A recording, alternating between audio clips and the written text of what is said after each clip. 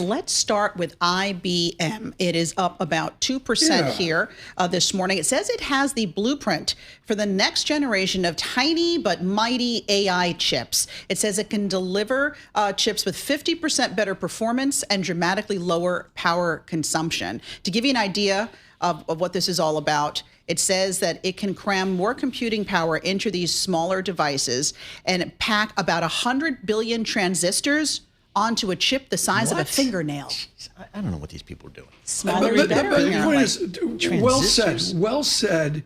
And that, is there anybody not putting out these press releases?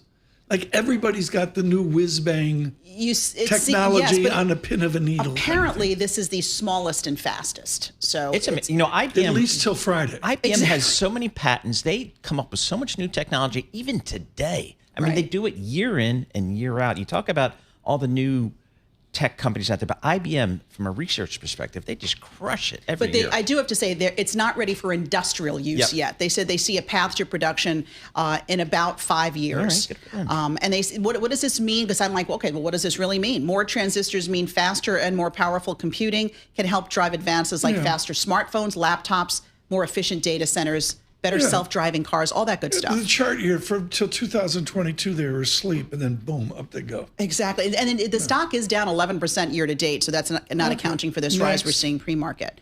We have got McCormick. Let's move over to the spices world. McCormick, it was up earlier this morning. It's now up about 1%, but down 30% year to date. So it's been a tough 2026 for McCormick. This is, of course, the spices and seasonings maker. It makes Cholula hot sauce. Cholula hot sauce, the red and the green. French's mustard, Frank's Red Hot. I like that. Said adjusted earnings per share reached 80 cents. That topped estimates. It said a tariff refund helped to reduce costs of goods by $28 million. We're hearing more and more of that now from companies talking about those tariff refunds and what it meant to their bottom line. Also, McCormick reaffirmed its full year guidance. The company saw slower growth, though, in spices and seasonings because, quote, people were using more of what's in their pantry. You know, think about it. How long do you have your spices for? When do I buy a new spice? This is a reason for divorce. Oh, no. Forever. Oh, my God. She throws them out.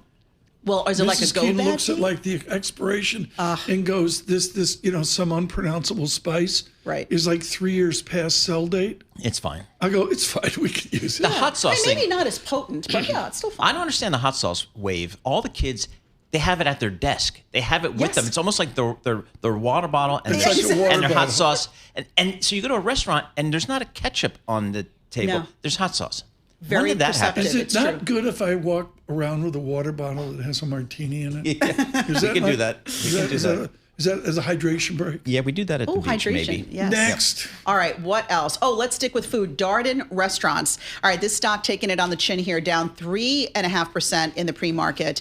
Same-store sales at Olive Garden trailing expectations, and they say it's raising questions about demand at the company's largest chain, and it actually overshadowed really an earnings report that was better than expected overall. So Olive Garden, fourth quarter same-store sales growth, 2.4%, a full percentage lower than expected. This suggests that promotions and lighter portions were not enough to offset pressure on lower and middle-income consumers. Remember, they used to have those humongous portions, which were in some ways unappetizing. So they actually pulled back on that. Yeah. I've seen a lot of on-air stuff of European soccer fans in the U.S. being interviewed. Yeah. And the one thing they always say is, boy, your portions here are big. Because they are.